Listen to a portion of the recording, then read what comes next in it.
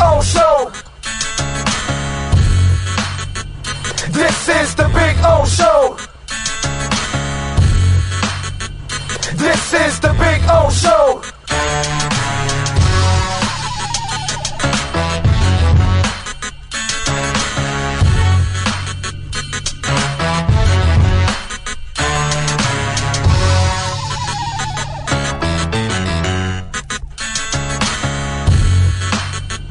This is the Big O Show. This is the Big O Show.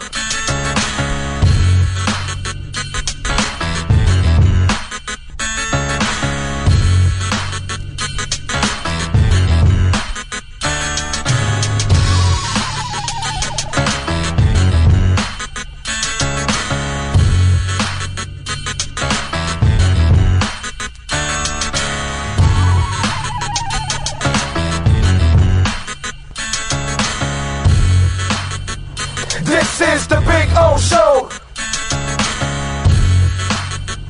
This is the Big O Show. This is the Big O Show. This is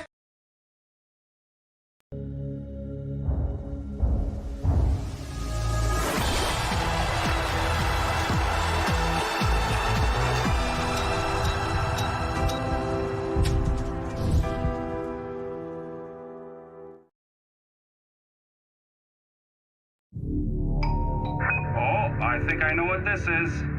Houston, we have a package. Hello? No matter where you are, the Sloman Shield home security system guards your home. With next-gen perimeter protection, 24/7 monitoring, and interior motion sensing. And right now, get a free Sloman Shield security system and doorbell camera, all professionally installed, for free. Shield your world, the Sloman Shield.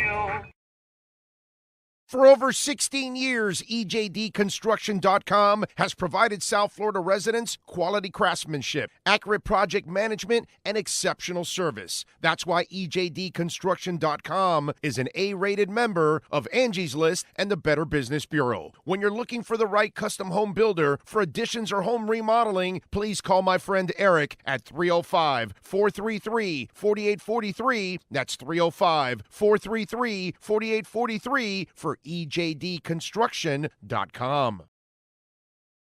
There's just one place to celebrate our happy new model year. Acura of Pembroke Pines. Plus last chance savings on a 2024 RDX. $379 a month at Acura of Pembroke Pines.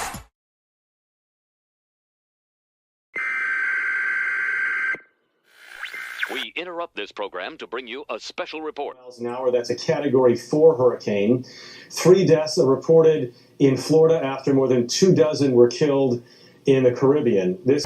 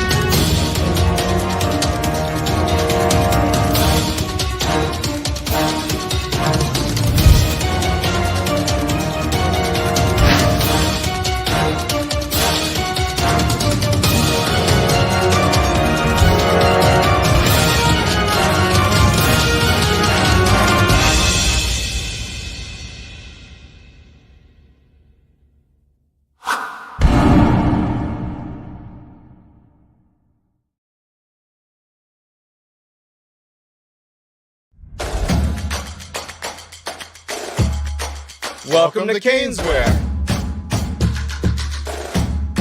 New store, new items, same great experience. Family owned and operated since 2010, Caneswear has the latest merchandise from the Miami Hurricanes, Miami Dolphins, Florida Panthers, Inter Miami CF, and more. Come visit us at our store in Davie on University Drive, just south of 595, or online at caneswear.com. Caneswear, the spot Miami fans shop.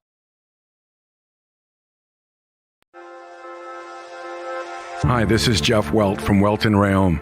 Dan and I have been in business together for over 22 years. We're not your typical lawyers. When Dan's not working in the office, he's flying his stunt plane. When I'm not in the office, I'm either getting tattooed, bowling, riding a motorcycle, or going to concerts. We might not be your typical attorneys, but we are aggressive attorneys, and we'll do whatever it takes to get you what you deserve. Consultations are always free. Call us anytime, 24/7. Welt & Rayom can help. After 40 years, the Big Cheese Miami is still producing great Italian food.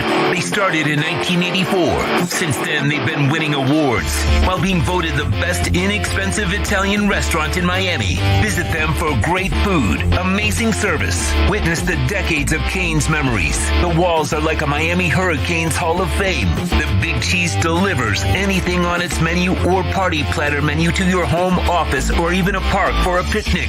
Located at 8080 Southwest 67th Avenue, Miami. Call 305-662-6855. TheBigCheeseMiami.com, where they serve large portions at family prices. The lost city of Atlantis reveals its secrets at Toyota of Hollywood. Get legendary deals on over 2,000 Toyotas, like a 2024 Corolla, not $24,000, $20,988. Unlock the wonders of 0% financing for 5 full years, 0 down. Rediscover Atlantis at Toyota of Hollywood on 441 between Hollywood Boulevard and Sheridan Street. Open till midnight. If you're looking to take your home or business to the next level, then RM Contractors and Custom Drywall can assist you. RM specializes in new residential turnkey, new commercial turnkey, home and office remodeling. Call them for free estimates. Serving all of South Florida, licensed and insured. Call Ray or Mike, 305-345-3649. You work hard to create the perfect atmosphere. You dream it, we'll build it. RM Contractors and Custom Drywall, 305-345-3649. or Instagram at RMC Fisher Island.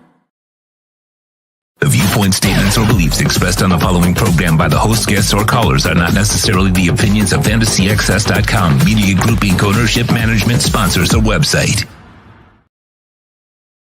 Miami Dolphins fans, time to rock out with another Dolphins pregame show. Big O and the boys are ready to give you the latest information, injury news, gambling insight as we get ready for kickoff. The pregame show is brought to you by Welt & Rayom, Toyota of Hollywood, Acura of Pembroke Pines, Hialeah Park Casino, RM Contractors. The broadcast is mastered by executive producer Sean Stanley.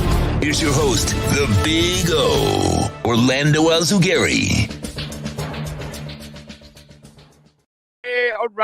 Alrighty. Welcome aboard. Good morning, boys and girls. We are ready to see if we get back on track, right?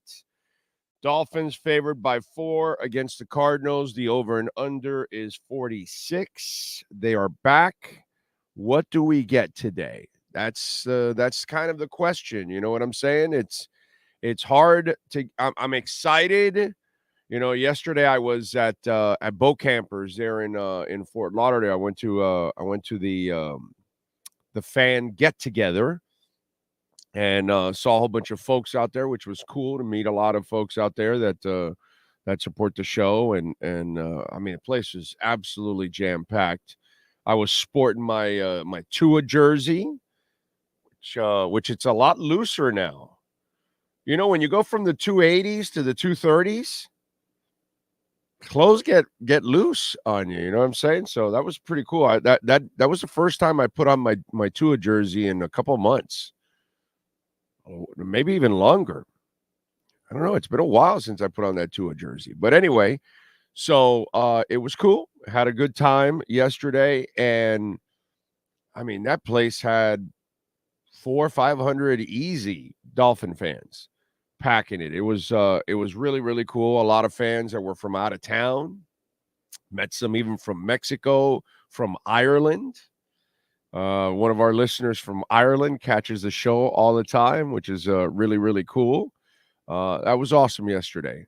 That's one of those things that I like to do. I like to go to the places where, the Dolphins are at. And, next week, a week from today, Sean and I are I'm going to be honored. We're going to be at the River Pub in Niagara, and it's a Dolphins bar in Niagara, 40 minutes from Buffalo. There it is, the River Pub. And looking forward to it, man. It's going to be fun broadcasting from a Dolphins bar in the Buffalo area. So if you live out there in Buffalo, Rochester, Niagara, all of that, come on out and join us, man. So it's going to be a lot of fun.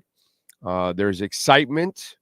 And you know how I feel your pain, and I feel like the trepidations. I feel, that you want to get excited again. But it's up to the team today. It's up to Mike McDaniel. It's up to Tua. It's up to all the players that take the field today to, match us. I last night, I saw hundreds of Dolphin fans super dedicated to their team, and they love them and they want them to win. I saw them in Seattle, pack the place. In fact, Jamie from Seattle was in the house yesterday. It's good to see Jamie and his wife. And, he runs the Seattle Dolphins club out there. And he helped set us up out there. And we had a great time. And the place was jam-packed, dude. We had thousands of Dolphins in Seattle. We had thousands of Dolphins in Indianapolis. And I have no doubt that we'll see a good group of Dolphin fans even in Buffalo. But man, dude, the team's got to respond. It never meets us halfway. You ever notice that?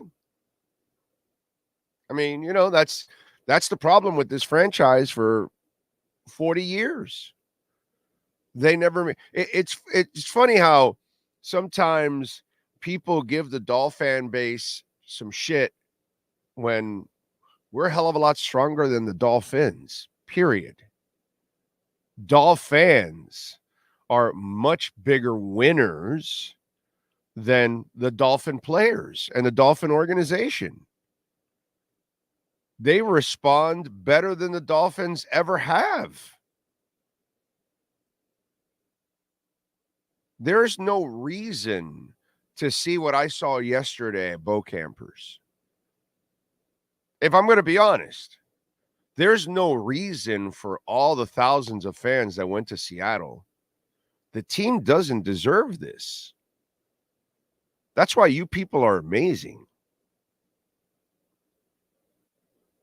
And that's why I will fight till the end when anybody tells me about our fan base, and I'm going to tell them, you don't know our fan base. You have no idea what you're talking about. And when I went to the Hall of Fame for Zach, we were the most impressive fan base there. So I commend every one of you out there because, I'm one of those people that gets to actually experience it and see it and deal with fans all the time, all over the world, on social media or live in person or at games or whatever, or at bars. I mean, we're going out to Los Angeles in a couple of weeks. We're going to have a Dolphin event on a Saturday at one bar and on a Sunday at another bar before the game on Monday. How crazy is that, dude? I don't believe every fan base does this kind of stuff. I believe most fan bases don't do anything like this. So I just, I want to open up because we're all excited and we want to get excited about the Dolphins, right? But I want you guys to know that you guys go above and beyond doing your part. That's all. I just want you to know that you guys are the real MVPs because your loyalty, your dedication is second to none, and the team does not deserve one bit of it because it's the Dolphins are like that man or woman that you're married or girlfriend, boyfriend to or whatever, and they're constantly like cheating on you. Like, you know what it is? We're Khloe Kardashian and the Dolphins. The Dolphins are what's the name of that idiot? The power forward, the center, what's his name? That keeps cheating on Khloe all the time. Damn it. Come on, Sean, help me out. What's the name of that? Tristan Thompson. That's it. Tristan Thompson. The Dolphins are Tristan Thompson. I know it's a terrible like analogy because you probably wanted something, a little bit more pleasing, but it's kind of the same thing. You know what I'm saying? So the experience yesterday, the experience that I continually have with Dolphins all over the world and all that, you people are amazing. You simply are amazing. You are. And you're also phenomenal people too. Most of you are just phenomenal people too, So it just one of those things that I want the Dolphins to match our intensity. I want the Dolphins to match our excitement. I want the Dolphins to match our consistency because we're the ones that get beat up every year and we're back. And we're back. The same players aren't back every year. The faces change, don't they? The coaches change, don't they? The front office changes, don't they? Hell, the owners have changed. We don't change. I'm the same guy through the 3 different owners. I'm the same guy through all the coaches. You're the same fans through it all. And we're back, and we're back, and we're back again today. And we're just hoping that, you reward us. We're not asking for much, bro. We're not asking you to give us a car. We're not asking you to pay our bills. It would be nice, but all we're asking for is W's, man. W's. That's all we're asking for. W's. So I just want to mention that because as excited as we are and all that, what gets lost in all of this is you. Every single time, whatever gets lost in it is you. Because nobody gives a shit about you. When they lose or it's over or whatever, they don't give a shit about you.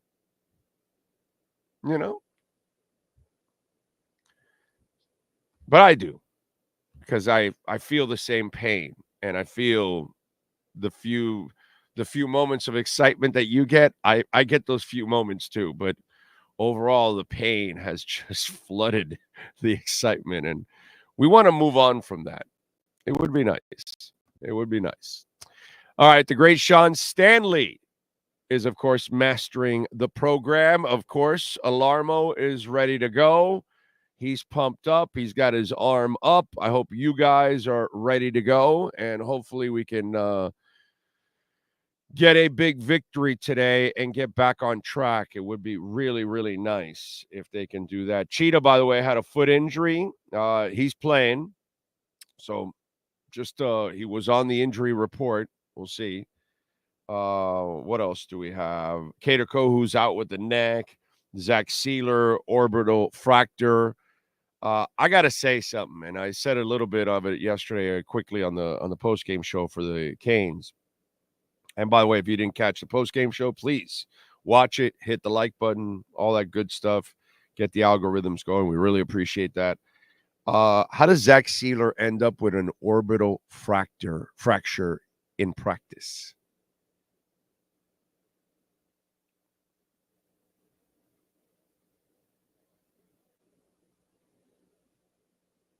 I was in practice once, and John Bach and Jason Taylor got into a fight. And Taylor got so pissed at John Bach that Taylor was swinging his helmet at John Bach. And John is, and if you ever met John Bach, one of the toughest sumbitches you will ever deal with in your life. I'm talking about like a tough human being, tough ass lineman. Okay. Wasn't the most talented guy. I'm not telling you he was all world, but he was a solid blue collar lineman, and he could defend. He wasn't going to take any shit from anybody. Still like that to this day. I know John. And I know Jason too. And shit happens in practice. It gets heated, you know. John screaming at Jason, "You pussy," you know, all that kind of stuff. And so this is a fight. Nothing happened. Nobody got hurt. Nobody got really seriously hit or anything like that. They broke it up. But in practice, how do you end? Practice is not intense enough to break your orbital bone. Fights are. Fights are. I can tell you that. I don't know what they're going to tell. They haven't said how it necessarily happened. I don't know what story it is. And I say story because there's a good chance it's a story. I'm just wondering, how does somebody break their orbital bone in practice? What happened? Did you play Burt Reynolds in The Longest Yard, and he said hike, and he hit you with the football right in the eye instead of in the nuts? What happened? I don't know. Explain to me. How does an orbital bone break in practice? It's not intense enough for it to break. Fights are intense. I can see that. Something happens quickly, a helmet flies out, bam, hit, orbital bone broken. I'm just saying, I don't have any proof. I'm just spitballing, but I've been covering this sport for a long time. How do you break your orbital bone in practice?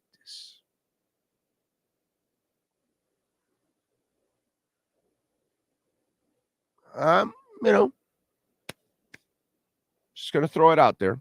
That's all. It's really strange. Super strange injury to happen in practice. We're talking about a McD team that has soft approach to football. So, is this Jimmy Johnson inside drill time? No, it's not. I don't know. I really have a hard time understanding how that injury happened. Okay, it has to be so freakish. I don't know. It's hard for you to explain it to me. Hard for me to believe that it wasn't a fight.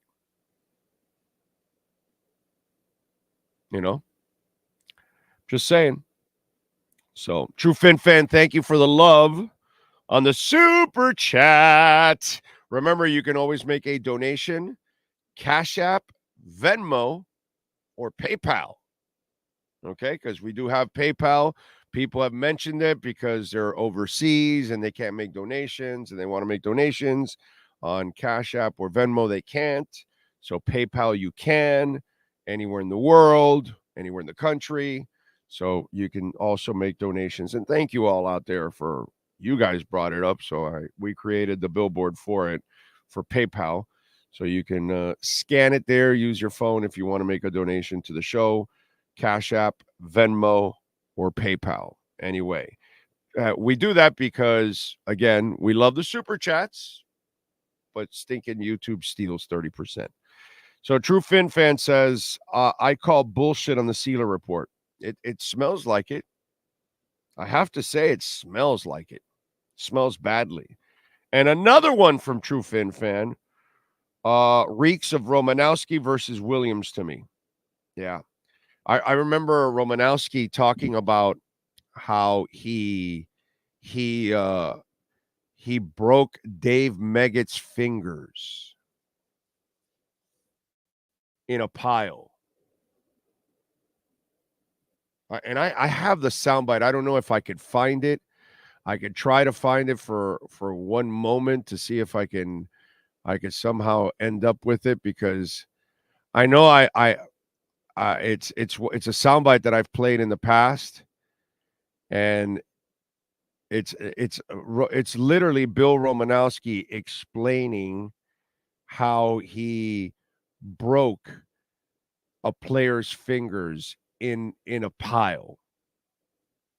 I mean, that is like that, because you're trying to steal the ball or something like that, and how nasty of a person you've got to be to break somebody's fingers. It is. I see. Let me see. No, I have a couple there, but no, that's not it. If I could find it, I would play that soundbite for you. But it is just flat out a nasty, nasty, nasty soundbite from Romanowski to admit that he broke a player's fingers in a huddle, in a pile. That's sick, and that's the kind of shit that happens. And so when I heard that about Sealer, I was like, how do you break your orbital bone in a practice? How does that happen? That one I have a hard time understanding. Big O, it never happened. That's right. They lied. Well, I don't know. I mean, it did happen. How it happened is what I want to know. You know what I'm saying? Michael says, Big O, I thought the same thing is possible. He fell or got knocked out. Well, but if he fell, they'll say he broke his orbital bone when he had an accident. It's orbital bone in practice. That's what they said, right? I think that was the report. He broke his orbital bone in practice. It wasn't like he was in the weight room and something, he hit his eye or something or whatever, No. They said it happened in practice. How does it happen in practice? David Bowens once busted a ligament in his knee, apparently changing a light bulb. He said he busted his knee, changing a light bulb, hopping off the ladder. He ended up, which it could happen. It was kind of funny that it happened, but that's how he described it at home. Who knows? You know what I mean? Some people say Brian Greasy, allegedly, didn't really trip over his dog when he got injured. Some people, were at that time kind of talking about he had a little drinky winky problem, and that's how he ended up getting injured, not tripping over his dog. Yeah, I remember these kind of things over the years, these funky injuries and how they told you they got injured and all that. And when I see this Sealer one, Mad Dog, I'm going to steal your line, sir. Rest in peace. I put it to my nosy, and it don't smell so rosy. That's all I can say. Rock Bear is checking in from the UK, hoping to turn things around. Dolphins' fortune starting today. Rock Bear, one day we're going to broadcast from a Dolphins pub in England. One day we'll have the sponsorships, maybe up there and get us out there and be out there with my Fins Nation UK. Yeah. By the way, if you have Dolphin clubs, send me the stickers and we'll put them on the wall. Okay. So definitely get them out there. So if you see me somewhere and you got your Dolphin Club and you got your stickers, we'll represent. I'm going to be redoing. I've been wanting to do this for like 6 months, 9 months. I've got all this crap here. I want to redo the whole studio in the back, put more stuff, make it a wider shot, all that kind of stuff. So I will do it eventually. I just need the motivation. Let's see. Big O, you and I are old enough to remember that even the Super Bowl in Marino's years, our fan base was good, but not great. We've been losing, but our fan base has expanded, and we also travel very well. Well, no, it's also that we had the fan base. We just didn't have the social media to connect the world, Oscar. That's what it was. We didn't have the social media back in the Marino world to connect, because if you just watch people, they'll tell you, I became a Dolphin in the Marino era. So they were already there. It's just we never had the platform to connect all of us. Now we have the Facebook and the X and the, everything else, Instagram and TikTok and all that. And that's what brought us. That's what makes the world smaller. That's why Rock Bear in the UK, can tune in and get ready for the show like a lot of our fans in the UK do, because the world is smaller now. Before 25, 35 years ago, there was none of that. There was no way for us to connect, so you wouldn't know there was a connection. You had no idea the symbiotic connection was there. Now the symbiotic connection is there because there's a vehicle called the internet that connects us all. So that's the difference. Your family was there. You just couldn't, you had to use a letter. And then you found out a week later, 2 weeks later, a month later that you had a connection. Now you find it in seconds. It's different. It's a different world. So we might have had a big fan base at that time. You just couldn't connect with them. Now you can connect them and you can see them. And they can send messages to each other, and they can create fan bases and go to events like we had yesterday at Bo Campers in Lauderdale with 400 or 500 Dolphin fans. That was impressive, dude. That was impressive. Kiss my ass. We have an exceptional fan base. Anybody that tells me they think we don't, you're a moron. That's right, Arizona Fanatic. It does sound fishy, that story with Sealer. Big O, no other explanation. Had to have been a fight. Good call on your part. I mean, I've been around long enough. Broken orbital bone. Give me a fucking break. Let's see. What's funny is a young kid, you hear the trip over the dog story and believe it. Yeah. Is Jeff Wilson still on the team? He's on the IR, isn't he? Is he like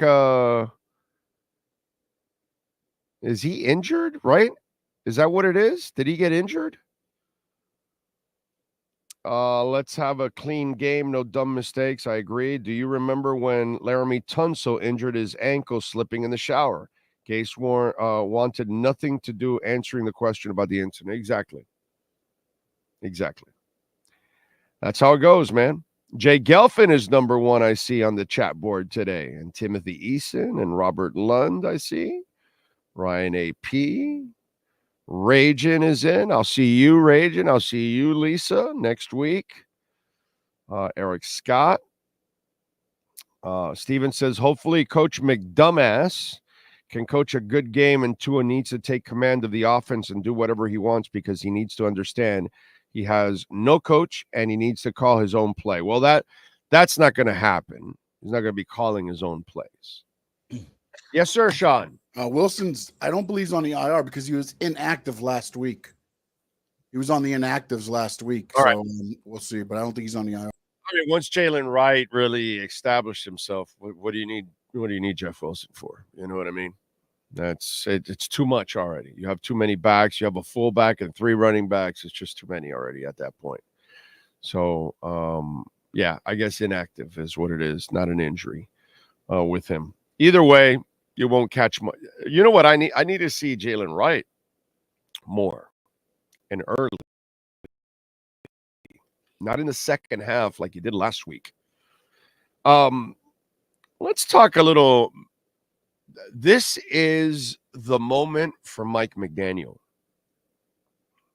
It has come. Now, I have told you that I don't think even, with a terrible year, I don't think anybody's going to get fired because of all the financial commitments they made to everybody. I could see them keeping everybody and bringing them back next year and trying to fix it, okay? But it won't matter anymore after this month if McDaniel doesn't come through. And you are 2-4. You are at a crossroad in the season. And I talked a lot about this yesterday with a lot of fans that I met yesterday at the event, that the entire season is on the line today. You cannot drop to 2-5. The season is over if you drop to 2-5. By the way, Kyler Murray hasn't won back-to-back games since 2001. And he won last week.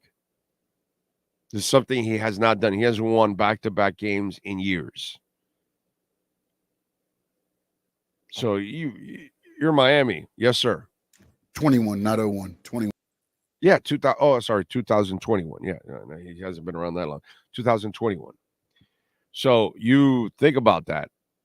You got to take advantage here. Arizona is bad on defense. They're not explosive on offense. You got to win today. But more importantly, you're 2-4. This next month, you got Arizona, you're at Buffalo, at the Rams, versus the Raiders, and versus New England.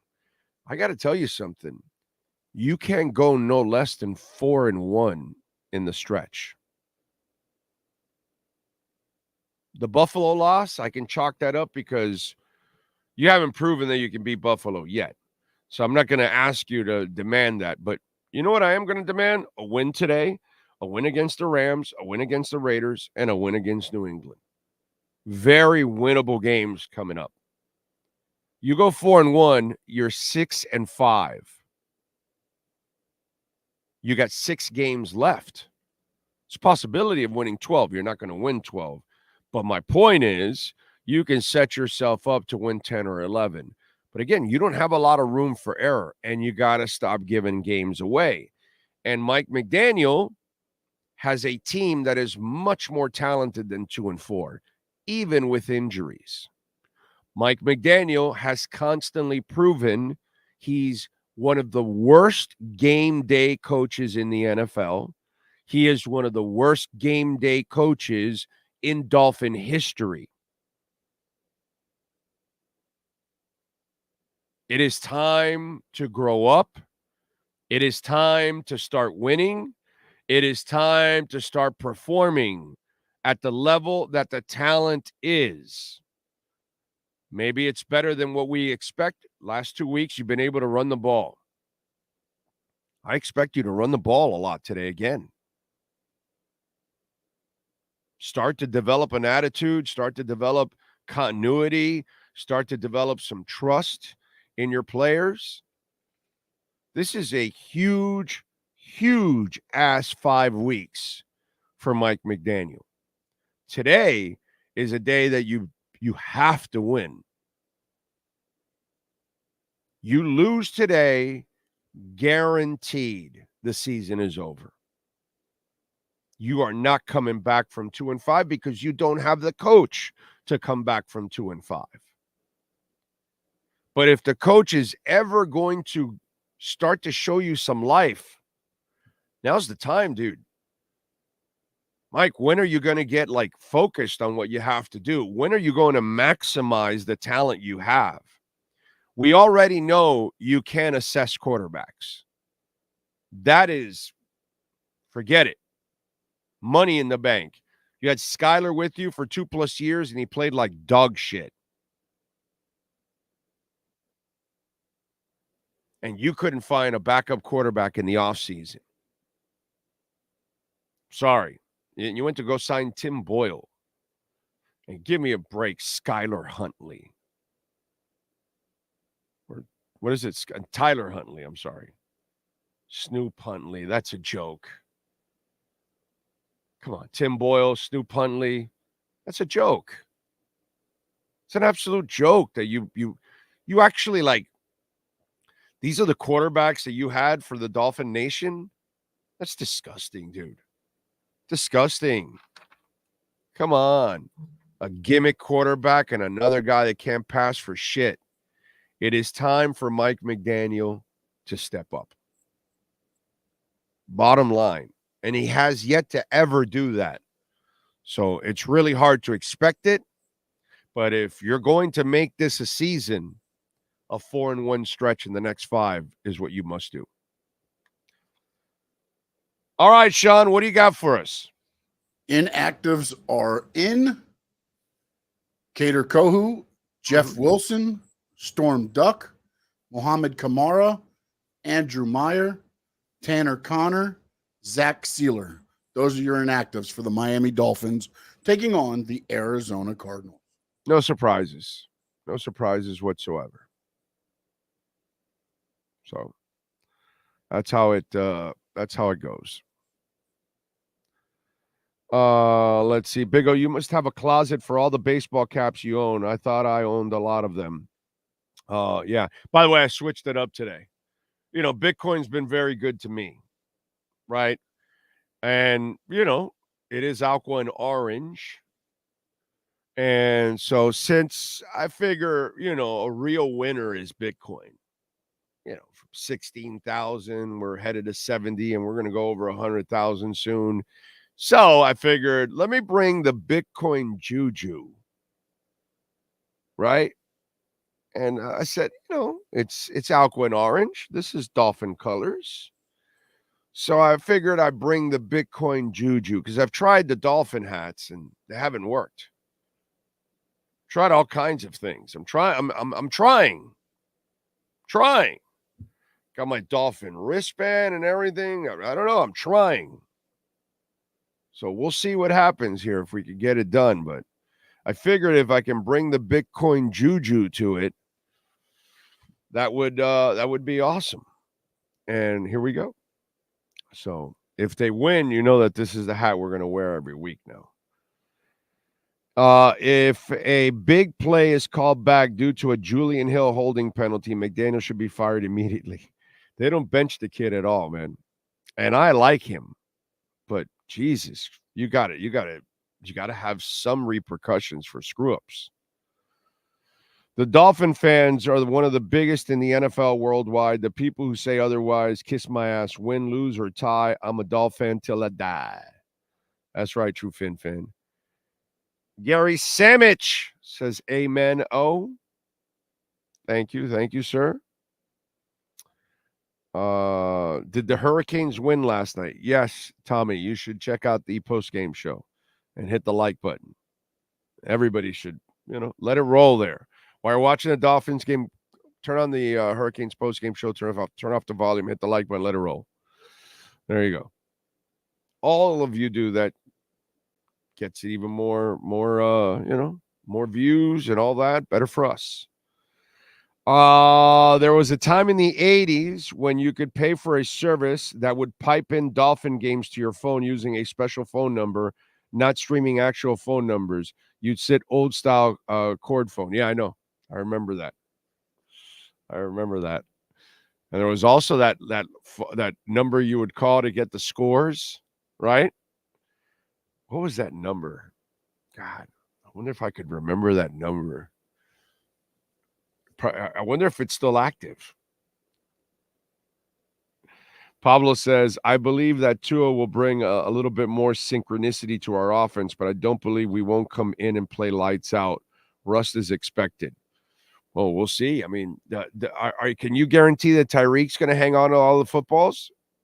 Can you guarantee that Waddle's going to hang on to all the footballs? Can you guarantee that Mike McDaniel's going to run the football like he's supposed to? There's a lot of other things that come into play. Can you rust? You're worried about Tua? What about pre-snap penalties? That happens with Tua, without Tua. It happens all the time, dude. Can you guarantee that Jason Sanders is going to make all the field goals? Can you guarantee that Mike McDaniel's going to win all the challenges? Forget about dude. Tua rust is like the last thing I'm worried about. I'm more worried about an incompetent Mike McDaniel and his team not being prepared and doing stupid shit. That's what I'm more concerned about. Let's be honest. That's really what I'm concerned about. That Bills game is still pissing me off no matter who's QB. If McMoron doesn't coach well, it's going to be the same result. I don't expect them to beat the Bills, but I do want them to go. And again, it's kind of ridiculous for me to even say this, but I need them to go 4-1 in the next 5. They have to get on a roll here. It's not just winning today. It's getting on a roll. You got to do it. Mateo Dulio, AVG, 5 sacks, 2 picks, and 2 pick sixes and no extension. That's right.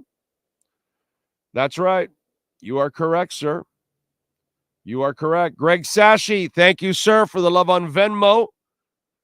He says, my Christmas wish for all Fins fans is that we get to field a completely healthy team just once this season. We'll make the trip to Cali to celebrate with the Fins fan. Hey, you better go to one of our events, Greg. Saturday or Sunday. Either Saturday at Sharky's or Sunday we'll be at God, what's the name of it? It's the other way around. Sunday we're at Sharky's. Right, that's right. Sunday we're at Sharky's. That's right. My bad. Saturday we're at John Phillips' place. And here it is, the Smudge Pot. Okay, there we go. The Smudge Pot. By the way, there we go. I just sent it to you, Sean, also, because we got to create the billboard for it. So the Smudge Pot. I like it. The Smudge Pot Brewing Company. It's in Redlands, California. There you go. That's their logo. That's Jalen Phillips. That's his dad. That's his bar. So we're going to be at John Phillips bar or brewery on Saturday, 2 to 5. So we're going to have a Dolphin event there. So Greg, you're incredibly dedicated to our program, and thank you over the years.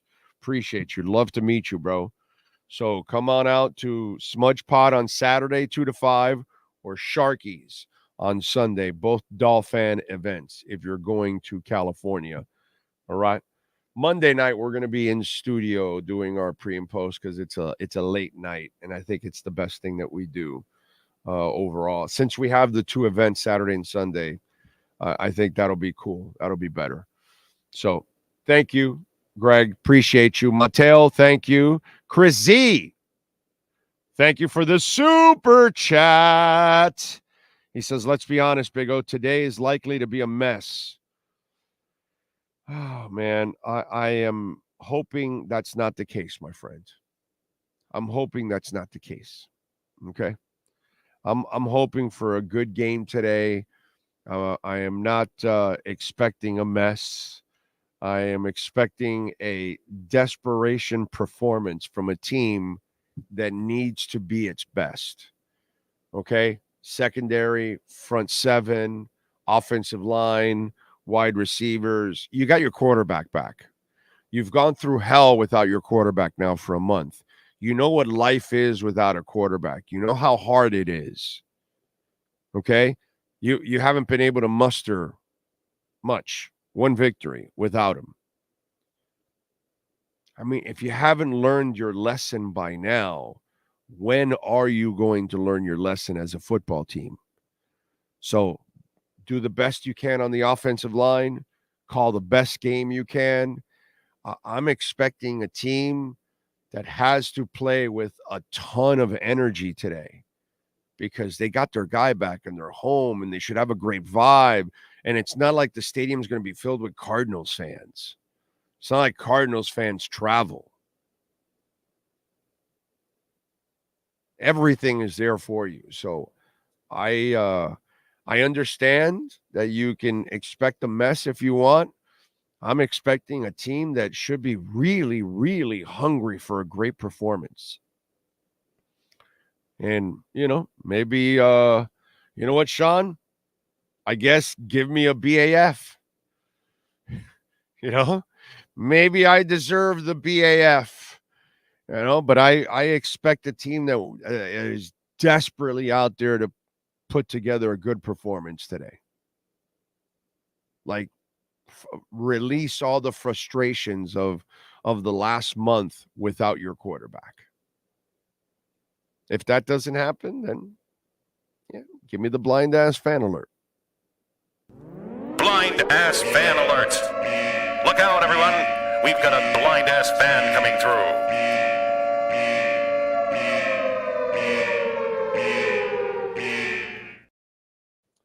Amazing how times have changed. You used to have to dial a number to get the latest scores. Yep. Yeah, that's true. ESPN's really hyping up Tua's return. Yeah, well, they love to either build you up or tear you down, bro. That's kind of what they do. That's how that's how people love to watch it. We got to quit berating ourselves. This is too much talent on this team. I agree. That's why McDaniel's the biggest problem on this team. I understand the ripping of the front office. Okay, things aren't going well, but the front office has not built a bad team.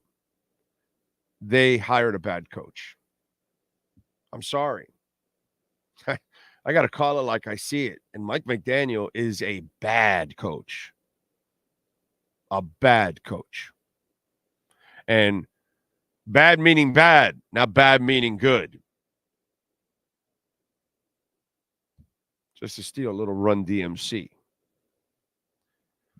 Got my 2-year-old wearing his Dolphin jersey for today's game. Our only 2 wins. My son was wearing his jersey.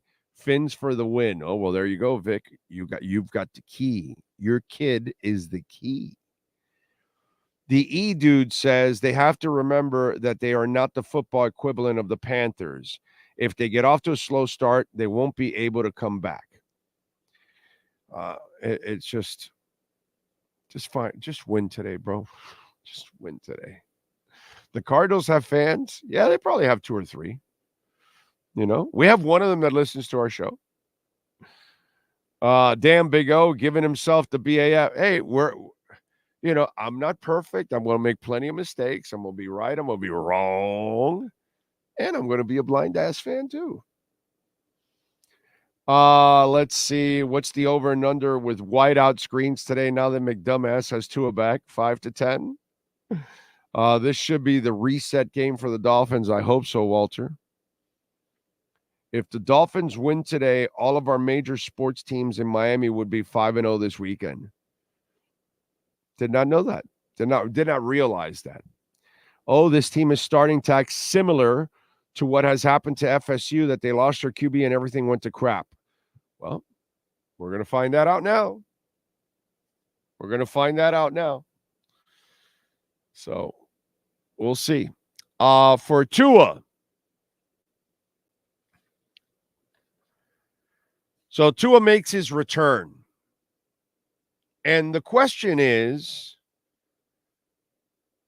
how do they handle the return? Does Mike McDaniel go back to being pass happy? Does Mike McDaniel go back to overuse of Tyreek Hill and overdependence of Tyreek Hill? Are we going to spread the ball around? Is it going to find Jonnu Smith more? Are you going to throw more to the running backs? Are you spreading the ball around? Are you going to run the ball more like you have the last 2 weeks so you can help out the play action and help out Tua and keep him fresher? And is Tua going to do his part also? 1, not hold on to the football for 4 or 5 seconds and play hero ball and trying to make a play. 2, are you going to protect yourself, Tua? Are you going to slide? Are you going to get down in the pocket?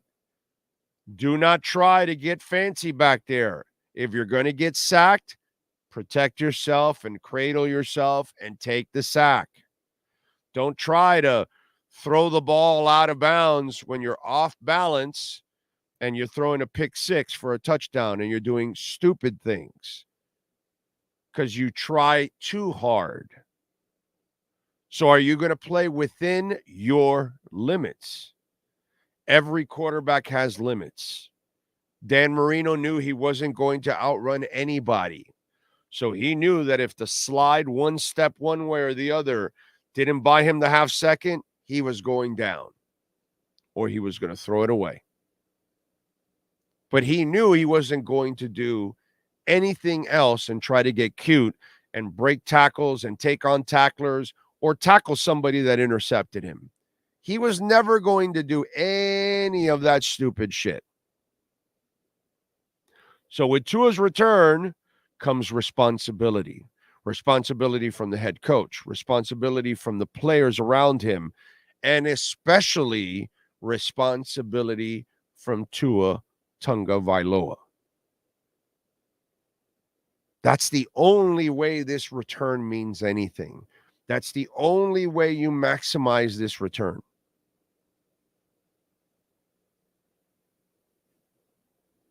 It's up to Tua, man. It's up to Mike McDaniel. It's up to the players. Let's stop playing stupid. Let's start playing smart.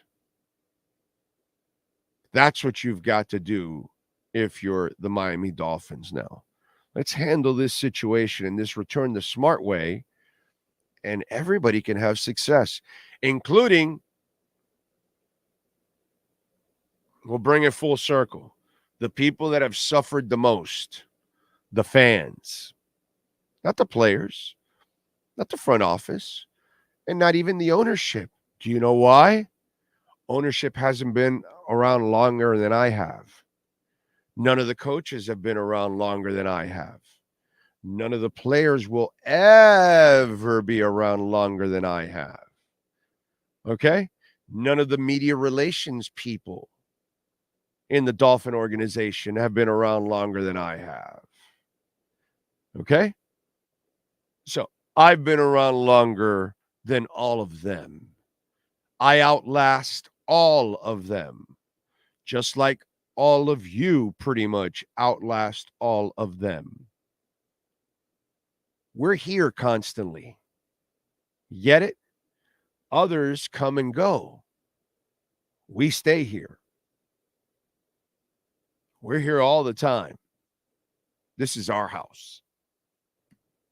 So, some of those folks suffer for a short amount of time. We've been suffering for a long time. So let's handle this shit the right way. Okay?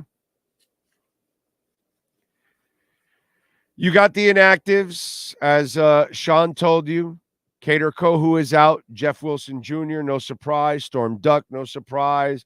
Mohamed Kamara, kind of sad that the youngins only had one active game so far. Andrew Meyer, Tanner Connor.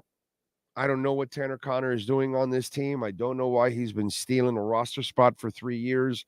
Mike McDaniel is useless, but what are you going to do? And then Zach Sealer with that very fishy orbital bone break. Throughout the week, by the way, they cut Tim Boyle. They activated Neil Farrell for the Sealer spot from the practice squad. They activated the long snapper again, Matt Overton, because their long snapper is out. Tyler Huntley was placed on the IR with the shoulder injury. They activated wide receiver D. Eskridge to the active roster. And they signed defensive tackle Matt Dickerson to the practice squad. So that defensive tackle takes the spot of Neil Farrell, who Neil Farrell now takes the spot of Zach Sealer. And the Zach Sealer absence is huge in this game. Cam Smith also is active, ready to contribute. I'm excited for him because the poor kid it's all been about injuries. And he has not really had the opportunity to go out there and shine because he cannot stay healthy. And this wasn't really his history in college. So hopefully he can get over this hump finally and stay on the field, and then maybe he can build, on his career. They need him now, man. They need him. No Kohu, no Storm Duck. It would be really important. And when he's on the field, they're going to pick on him. They're going to go after him. You and I know that. That's what they do. They see the youngin and they go after him. I do want to remind you, by the way, because we got a lot of stuff going on the platform. We are giving you post-game shows for the Canes, not pre, but we're doing post-game shows for the Canes. And we have added now post-game shows for Inter Miami and their playoff run here in the MLS. So that's the other thing that you can follow with us here on the platform. Remember, you can make a donation, Cash App or Venmo, or even PayPal. 3 different ones. You can use the QR codes that are there to make a donation, Cash App, Venmo, or PayPal, and we always appreciate it. By the way, I'm wearing the Bitcoin hat, to try to see if I can give the Bitcoin good luck over to the Dolphins. And by the way, Bitcoin's trying to make it to 68,000 because it's at 67,739. So it's been climbing this morning. So it's nice to see that it's been climbing a little bit here, So I like that. Can't complain over there with that one. All right. I like it. I like it. I like it. I like it. A little climb on a Sunday here, which is a beautiful thing. You know what? Let's do this real quick. But by the way, do want to remind you, Caneswear, they have a 30% sale going on all Inter Miami gear. Okay. Plus you can get Dolphins, Miami Heat, Florida Panthers, and practically anything and everything with the Canes logo on it. Miami Fanwear has got it all for you. So go to Caneswear Miami Fanwear, 2655 South University Drive in Davie. By the way, use our code BIG010. You will get 10% off. And yes, if you buy the Inter Miami stuff for 30%, you add my code, you'll get 40% because you get 10 more. So yes. And if you order online, you will get free shipping over $99. And you use our code BIG010, you will get 10% off. So check it out there at Caneswear. Big O, I want to see if Tua plays within his limits, win or lose. If he does that, I'm okay. And for McDaniel, if he continues to make poor play calls now with QB1, this will be a long season of misery. I agree. I definitely agree. All right, let's take a quick break. Hour number 1 done. Hour number 2 of the Big O Radio Show, as we get you ready for the Dolphins and the Cardinals, continues. We interrupt this program to bring you a special report. Miles an hour, that's a Category 4 hurricane. 3 deaths are reported in Florida after more than 24 were killed in the Caribbean. This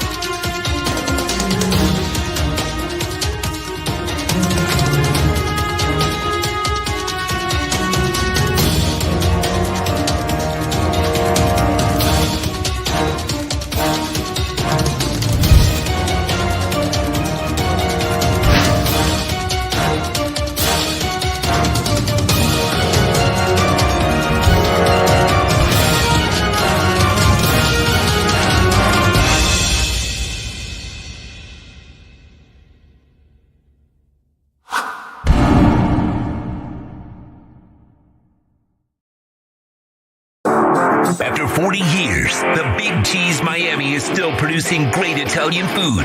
They started in 1984. Since then, they've been winning awards while being voted the best inexpensive Italian restaurant in Miami. Visit them for great food, amazing service. Witness the decades of Cane's memories. The walls are like a Miami Hurricanes Hall of Fame. The Big Cheese delivers anything on its menu or party platter menu to your home, office, or even a park for a picnic.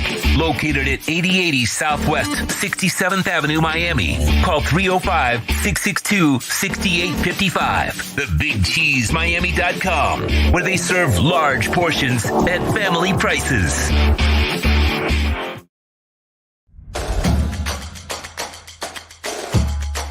Welcome to Caneswear. New store, new items, same great experience.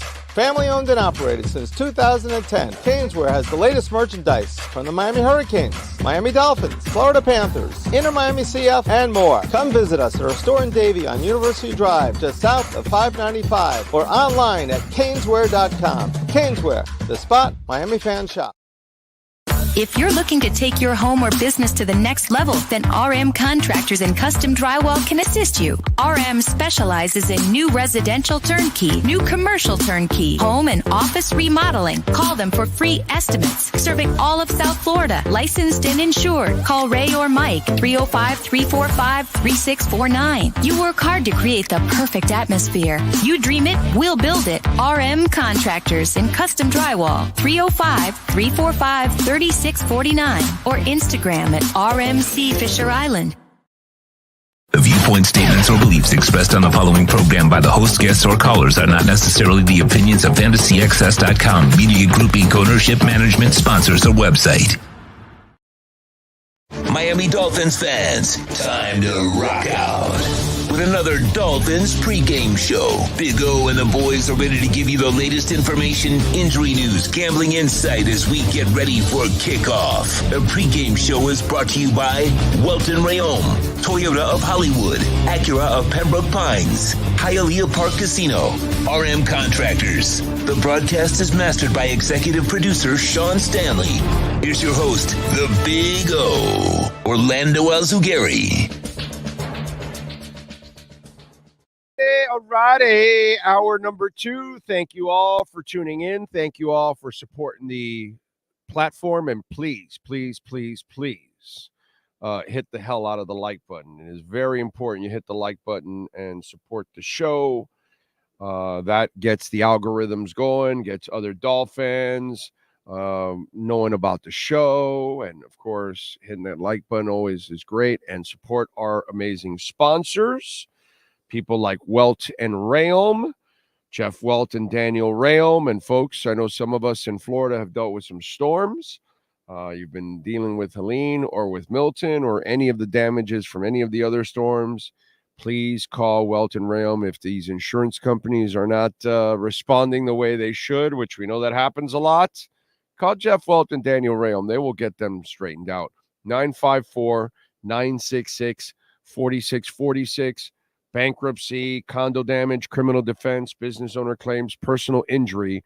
Reach out to our friends at Welt and Rayome, 954-966-4646 for Welt and Rayome.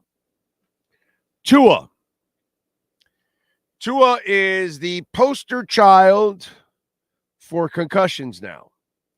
And, this week I had a little fun with him because young people, they've only lived their lives and they kind of think it's what goes on in their lives. And he thinks he's like some poster child or something.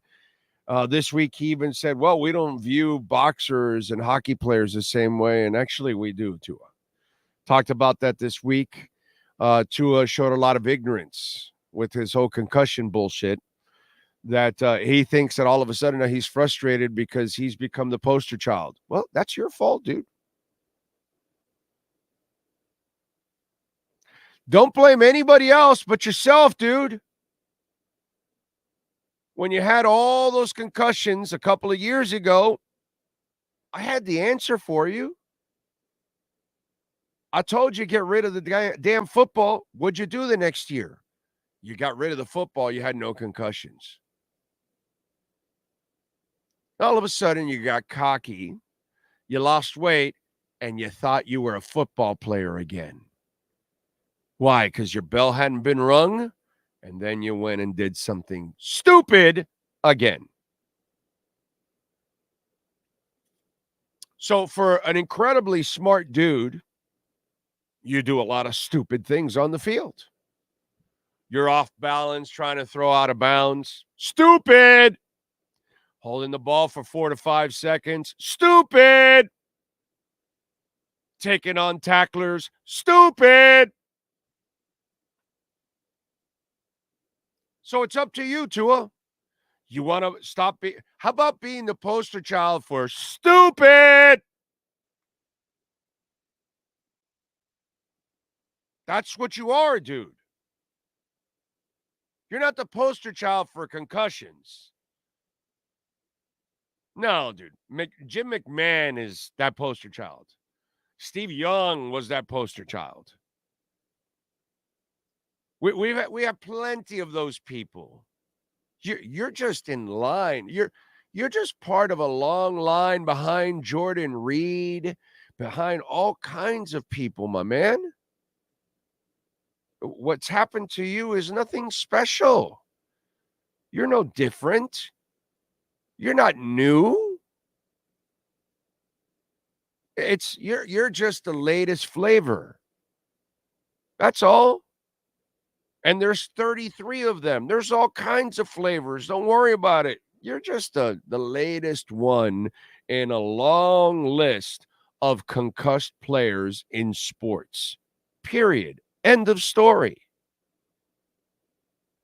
We knew about Eric Lindros before maybe you were even born. So, I mean, let's cut the shit already.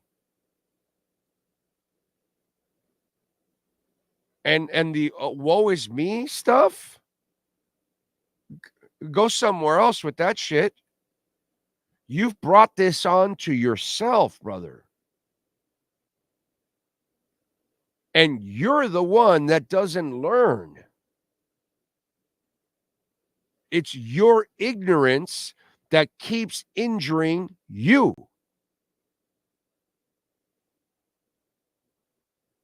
I'm not sure if anybody has told you that this way, because I know you got that coach that, everything's going to be all right. You're the quarterback of our family. Get the hell out of here with that shit. You want to be frustrated about your poster child and all that? No, bro, you're the poster child of stupidity. You're the one that puts yourself through the hell that you didn't need to go through.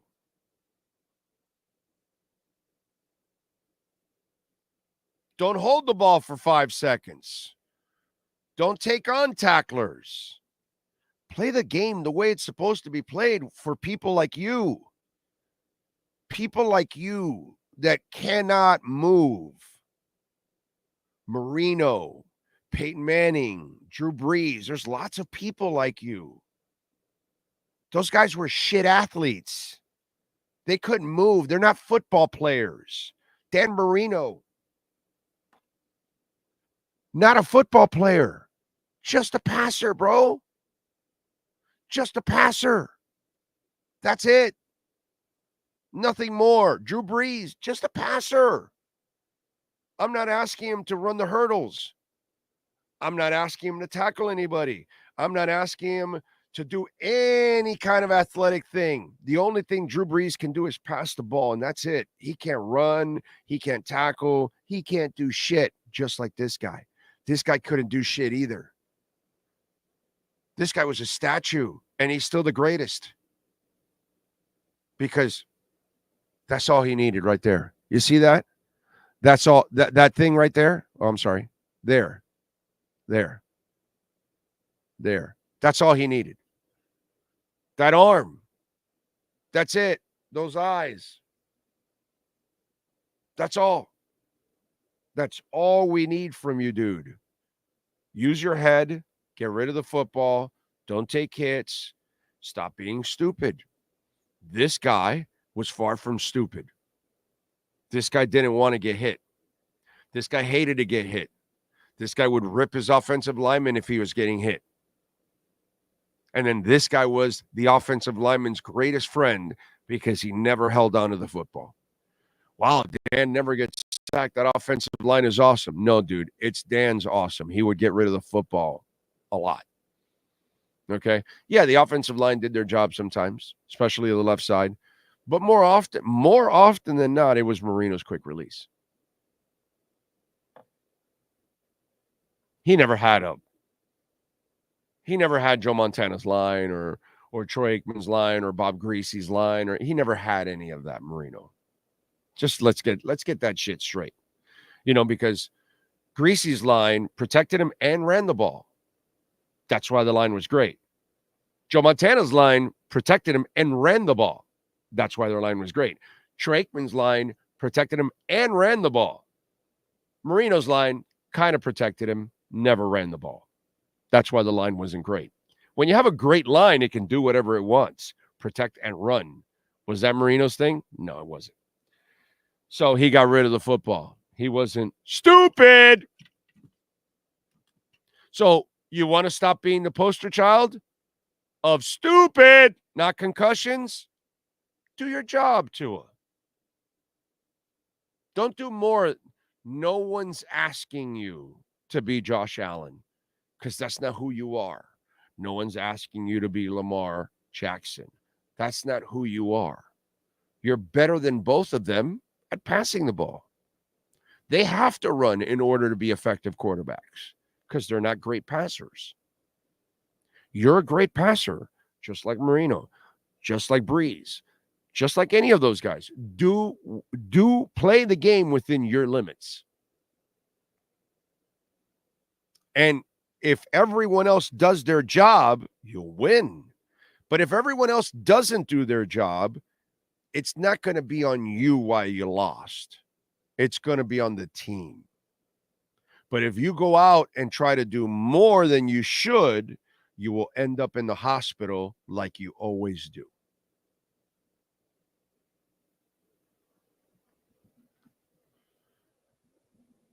Don't forget, you can make a donation, Cash App or Venmo at Cash Big O Show. That is Cash Big O Show, Cash App or Venmo. Let me tell you about R&M Contractors and Custom Drywall. Ray and Mike, they do excellent work. 305-345-3649. And let me tell you, for those of you that own a condo, a lot of you should have a flood test report. They do that. And that is a process where they flood your apartment to make sure everything is sealed, so that way the water doesn't go down to the tenant downstairs. That's how important this is. And they also test the draining to make sure if there's a flood, it drains out properly and everything. So they make sure the piping and everything is done. So important for condos out there, and it's better for your insurance, and it's going to come out cheaper in the long run for you because you're protected, you're sealed, all of these things, and you just never know what happens, busted pipes or whatever. You want to be able to kind of control the situation and not create a bigger mess. Please call Ray and Mike, R&M Contractors. They work on homes, they work on condos. They can do it for you here in South Florida.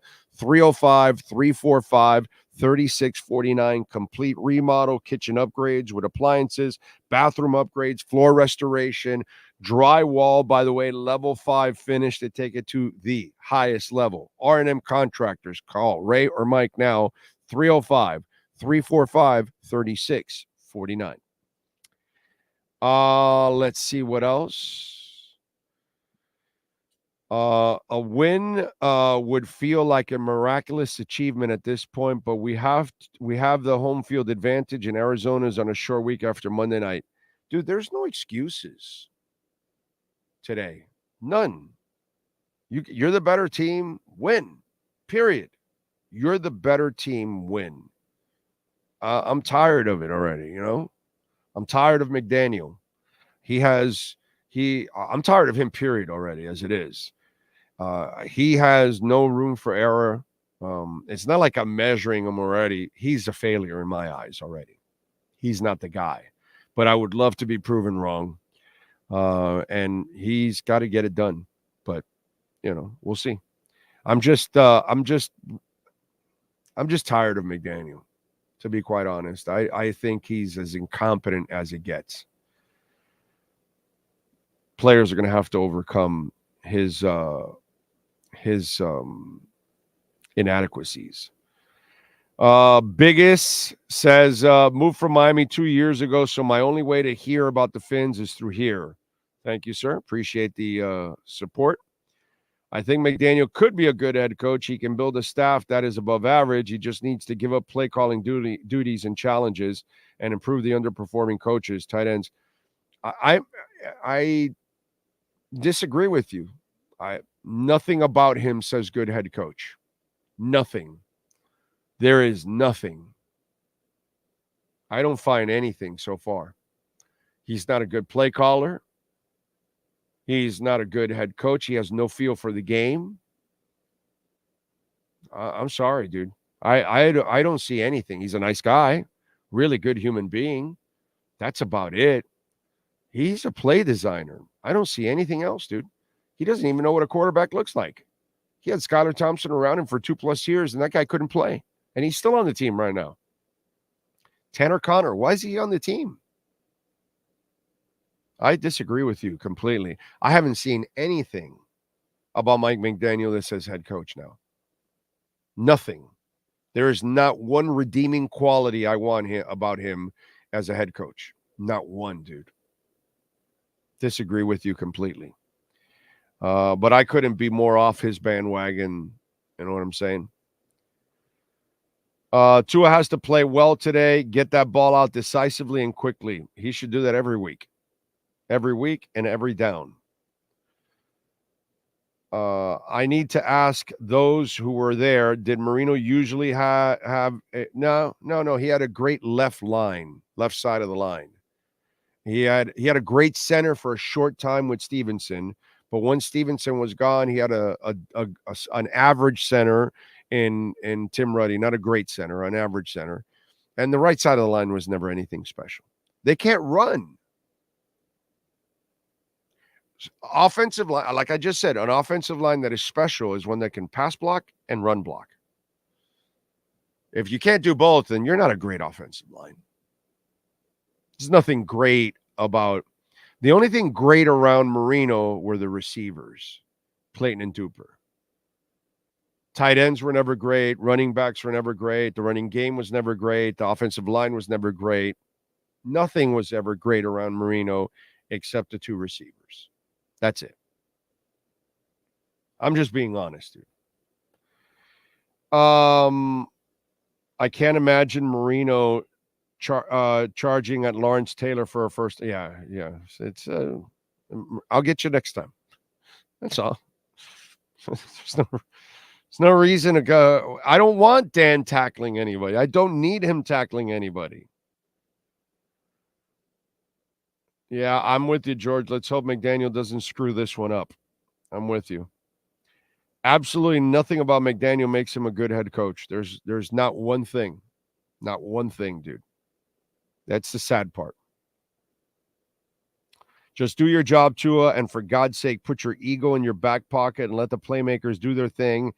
Get them the ball and get out of harm's way. Mossy, it's perfect. Now he's got to follow your lead. Right. McDaniel's loyal to a fault with some of his coaches and players. Yep.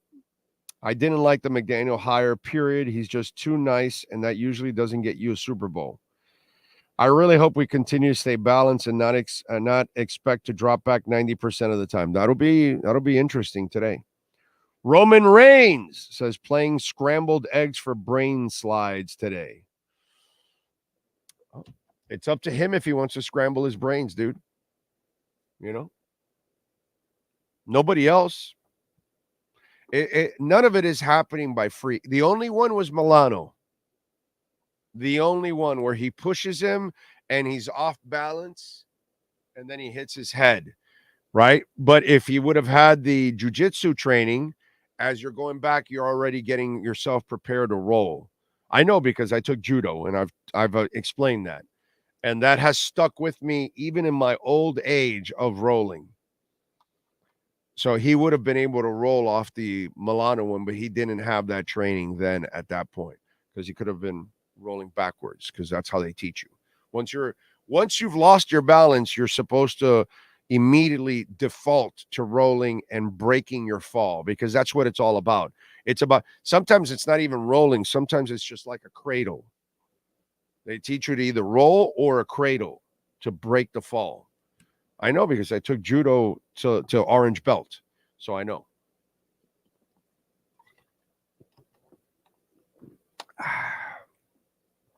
And shit, man. I remember there were portions of class that were just dedicated to falling. Boring as shit, but then after it paid off. Like you hated doing it, standing up and learning how to fall and all that, and you're falling and you hit the mat when you roll over and all that kind of crap. But when you ended up getting into a fight or whatever that's called, a sparring and all that, and you got flipped or whatever, that came to you right away. But it's up to him, nobody else. It's up to him to make the good decisions. He does not make good decisions, and that's so that's the reality that we live in, unfortunately. Remember when people compared Hill and Waddle to Duper and Clayton? Yeah, except here. I killed that right away. I killed that shit right away. That was not so. I've lived it, so you can't get that one back past me. You know what I mean? That's I was in the car a little while ago, and I turned on QAM, and Beasley is a good dude, right? But he's talking about the Tua thing, and we saw Muhammad Ali, and I'm like, no, you didn't. You saw the story after, but you didn't really see him get to the point where he's at. You heard about it, but you didn't really watch it. You know what I'm saying? So it's one of those where you can know about it, but you didn't really see it. You didn't really witness it because you're too young for that. But that's part of this whole thing.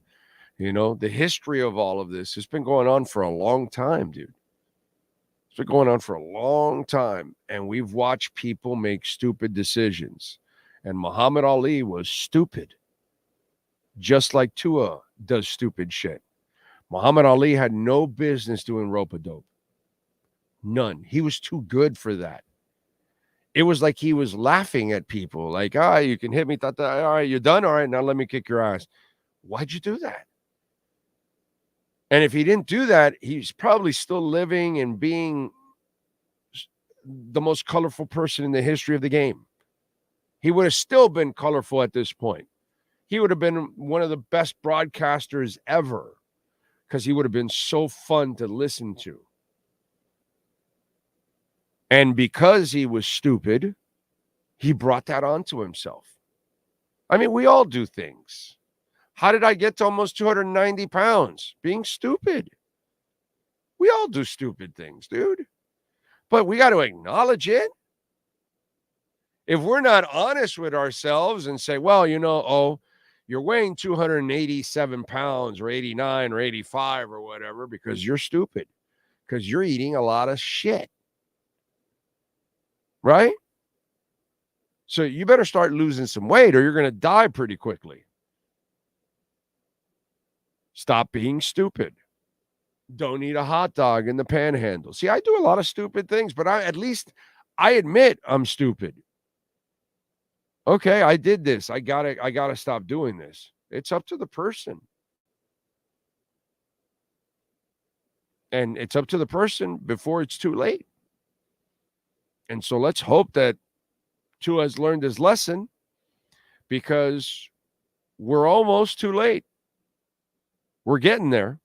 You're not going to survive many more of these before they have like some permanency to it that you're done, like Steve Young. I'm just saying. So stop being stupid. That's all. It's up to him. Nobody else. Dick Vermeil was a nice guy. Actually, he was not, Raging. He was not. He was not a nice guy. He was an emotional guy. He cried all the time.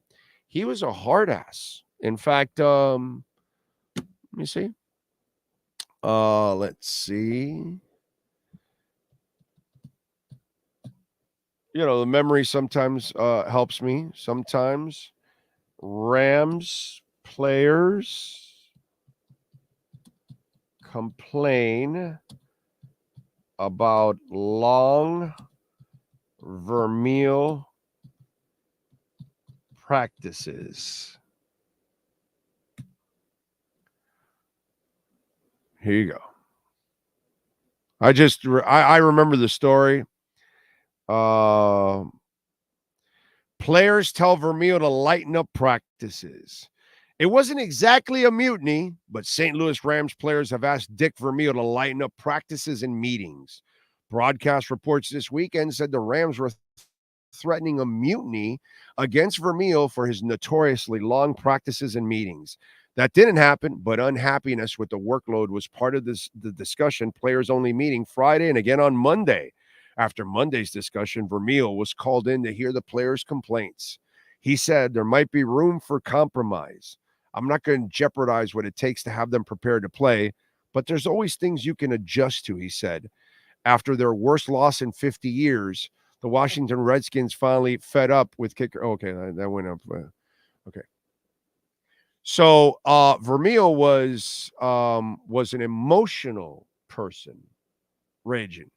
He cried like crazy on the podium, but behind the scenes, he was a hard ass. He had 3-hour practices. He had them hitting all the time, and the Rams won the Super Bowl. Okay? So he was it's funny because it's Vermeil is one of those guys with tough love. Hard ass in coaching, but he loved you. And he cried for you, and he was happy for you.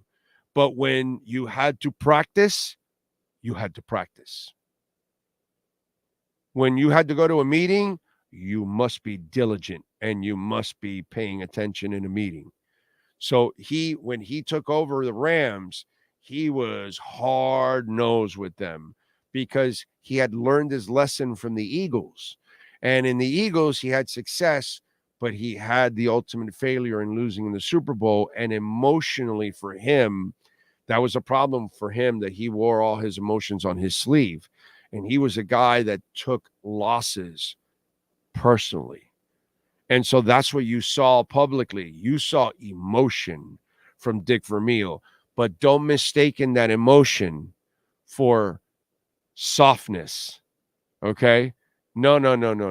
That's a Mike McDaniel thing. That's not a Dick Vermeil thing. Dick Vermeil was a hard-nosed old man, but he had that soft side to him because while he practiced you hard, he truly loved you at the same time. He wasn't the guy that was cold and callous while being a dick at the same time. You understand what I'm saying? So that's where Dick Vermeil is misunderstood to a certain extent. He's nothing like Mike McDaniel. Absolutely nothing like Mike McDaniel. Even though the exterior of what you saw on the podium was a little different. So just kind of to throw that out there. Biggest, again,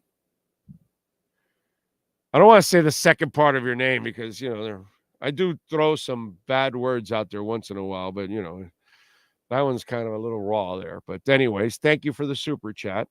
Moved from Miami to North Carolina. Dude, I hope you're all right out there in North Carolina. 2 years ago, been listening to you for 20 years now to different radio stations. Never changed once.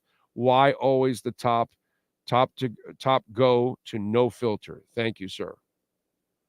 Thank you. Yeah, well, I tell it like it is. That's just kind of the way I've always been.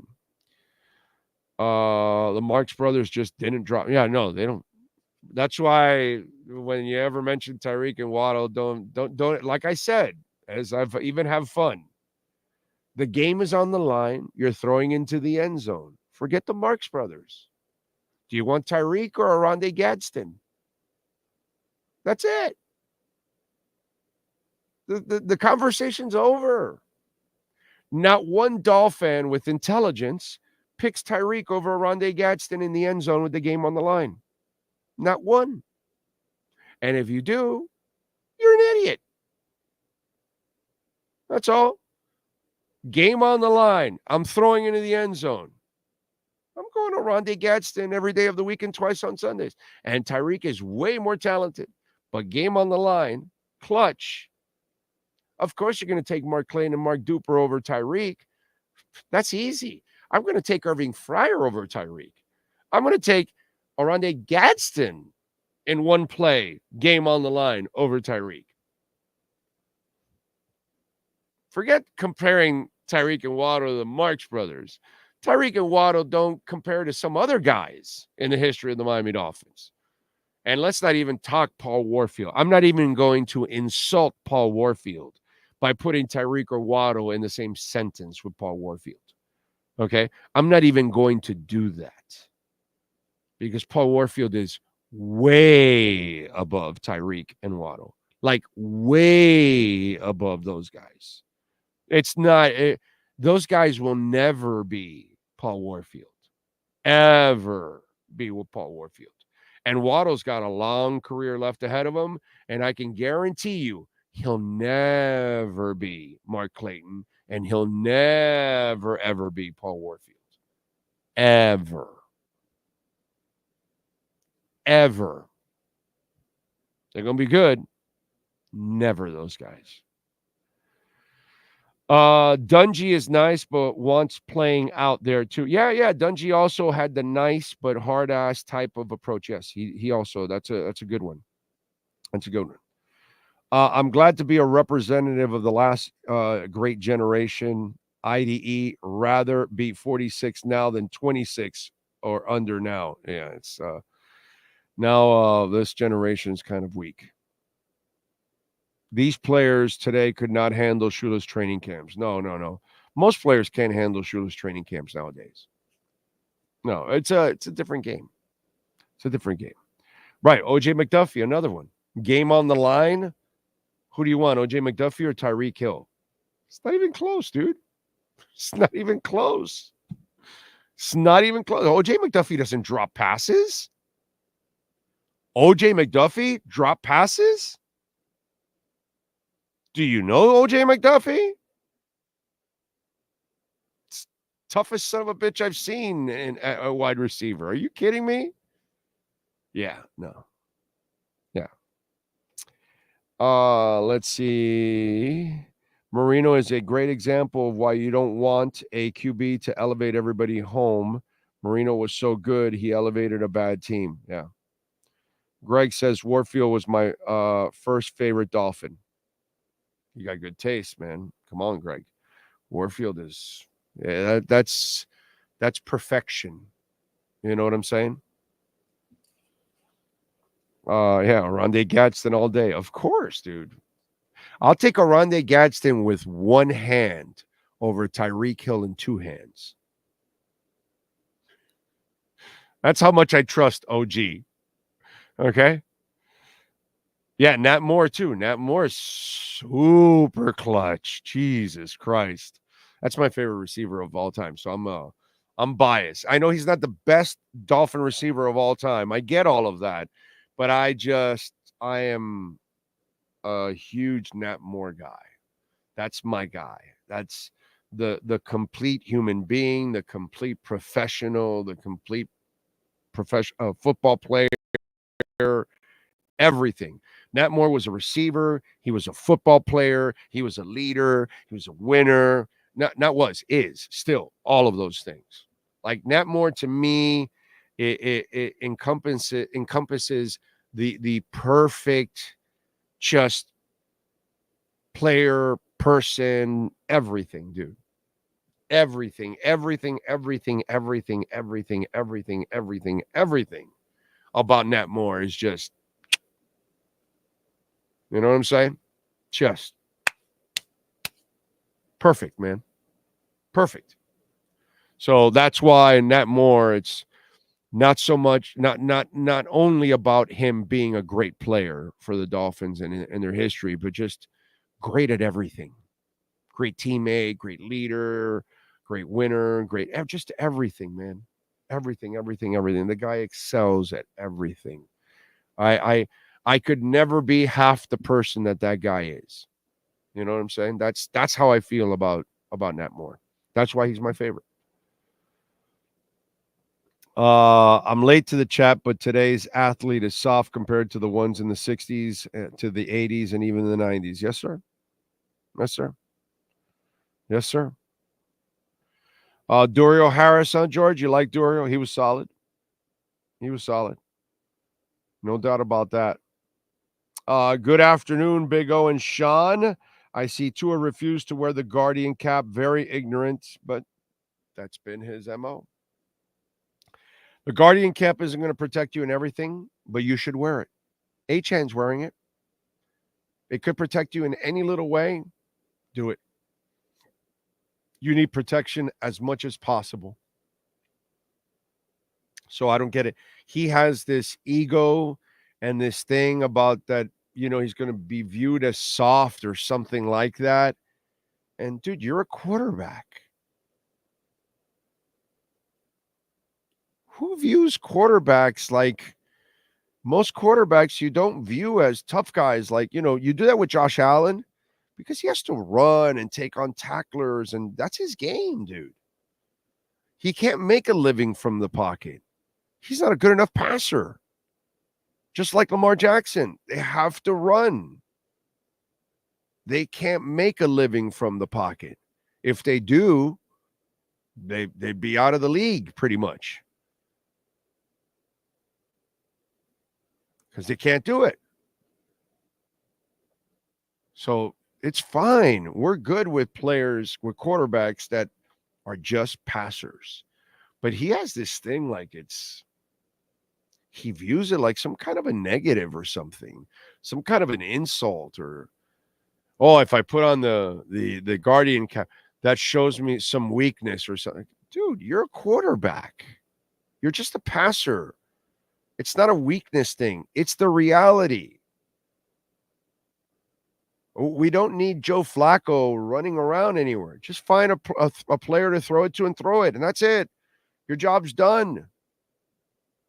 I don't need you to do anything else. I don't get it. And that's ignorance on Tua's part. Again, you want to stop being the poster child, stop being stupid. And those are stupid things that he does. Right there. Not wanting to wear the Guardian cap. And I love Tua, man.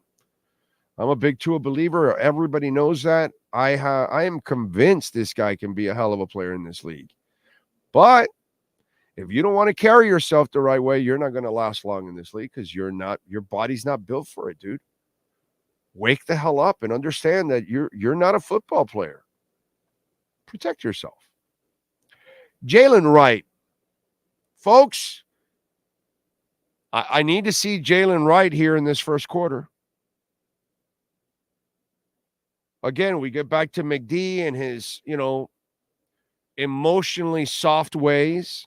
Oh, Mostert, he's been our guy. We got to give him. No, dude, no. Jalen Wright showed you something that the other guys don't have. He brings a bit of a hammer to the game. So you want to open up the first drive with Mostert and Achane, go ahead. But by the second drive, I need to see Jalen Wright in there. I don't want to see him in the second half, dude. Plus, Mostert and Achane are injury prone. Why? Because they can't get a ton of carries. So Jalen Wright, why'd you draft him? To use him. So let's bring him in right away. And in the first drive, if there's a short yardage situation, pull Mostert out, bring Jalen Wright in, and let Jalen Wright bring the hammer. And keep Mostert fresher. Keep Achane fresher. When Achane was coming off that concussion a couple weeks back, bro, they burned his ass out when he came back. I thought they overused him, and he played great, and I get it. It's intoxicating, but please, I need to see Jalen Wright. Jalen Wright at times looks like your more versatile back in a way because he brings a little power with the speed. So use that element, please, today. Use it early. Use it often. Mix it in. Keep Mostert and Achane fresh. Look, if there was a drop-off, stay with Mostert and Achane. I'm good with that. You know, when you went to Wilson and other guys last year, there was a drop-off. There is no drop-off with Jalen Wright.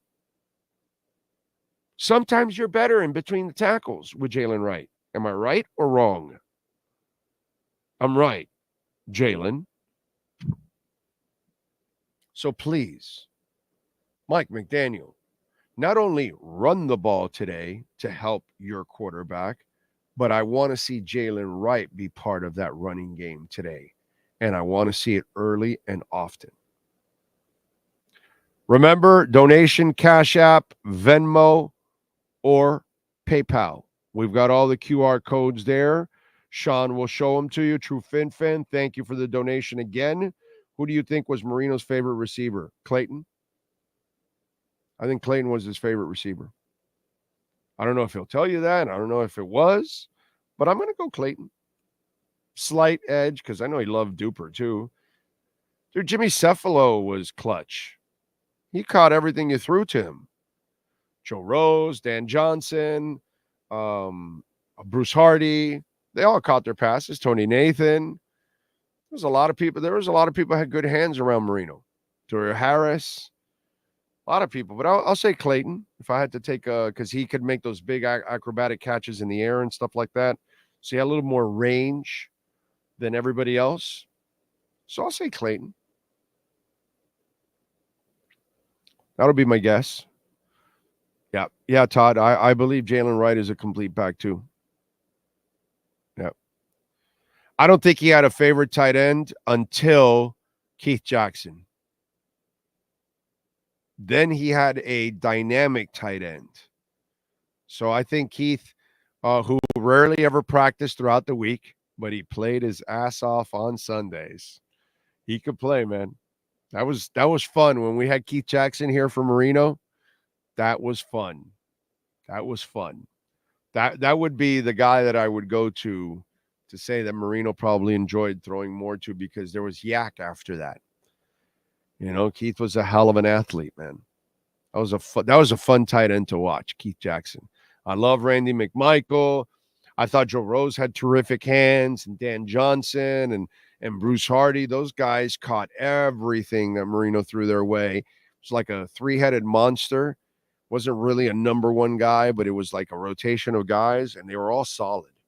All of them. You know, there's some good tight ends over the years, but for Marino, I would say Keith Jackson would be the guy. That would be the guy. Yeah. The Eric Green one didn't work out. I remember when we got Keith Jackson from Philly. Yeah. It was a lot of fun. Let's see. Jason says he threw to him one last time at his Hall of Fame. Oh, yeah, I was there. That's right. I was maybe 10 feet away where Clayton caught that football when Marino got inducted. That's where I bought this. I actually looked for the Zach one. I wanted one of these for Zach, and they didn't make it. So I got screwed. They didn't make it for Zach. I go, man, I'm going to buy one of these when I go up for Zach because I went from the Marino and the Zach. I didn't go for the Jason Taylor. I'm a little pissed that I didn't get to go for the Jason Taylor one. But I was happy I went for the Zach one. And, man, our fan base. I was so proud of you all. So proud of you all. You people rocked it out in Canton. God, our fan base was so freaking dominant. It was beautiful, bro. It was absolutely beautiful. Really was. What do we have here?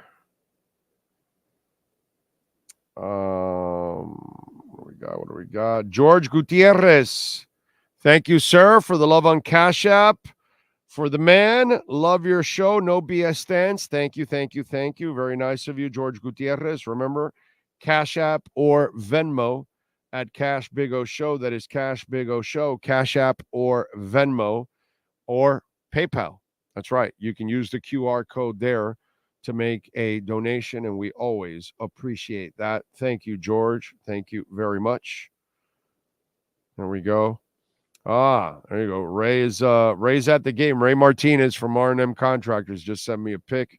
He's at the game. He's got his Tua jersey on today. Nice job.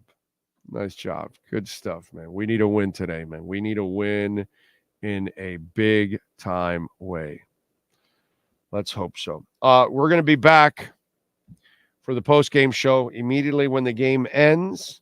We'll be here. Chris Perkins and David Furonis, fresh from the locker rooms, will keep us updated with everything going on post-game show. We'll be here, ready to rock and roll. So appreciate all of you out there, as always, for tuning in and for supporting the show and supporting the platform. Thank Sean Stanley, as always. Thank you all out there. Ocala Joe, thank you, sir. I just saw you sent in on Cash App. Thank you, thank you, thank you. Hoping for a win. Appreciate you, as always. Thank you all for making the donations. Keeps us going. Cash App, Venmo, or PayPal. Appreciate it. And we opened up the PayPal just for those of you around the world, because apparently I've been told you can't. I was told by a listener yesterday, I think it was in the Dominican. He goes, "Hey, man, I want to donate. PayPal. Can you do the PayPal thing?" And I go, "Yeah, I have PayPal, but I never put it out there." So there you go. Thank you all out there. Appreciate you all. Don't forget to visit our merchandise shop too, which that's another way that you can support us. Buy a shirt or a hat. Thank you, thank you, thank you. We will see you post-game. Dolphins, 26. Arizona, 10. 26-10. See you post-game. You've been listening to our Dolphins pregame show with Big O. The broadcast is brought to you by Welton Rayome, Acura of Pembroke Pines, Hialeah Park Casino, RM Contractors, Toyota of Hollywood, Caneswear, Sloman's Home Security, BigCheeseMiami.com, EJD Construction. The broadcast is mastered by executive producer Sean Stanley. Thank you for supporting the platform and our fantastic sponsors. Go Fins!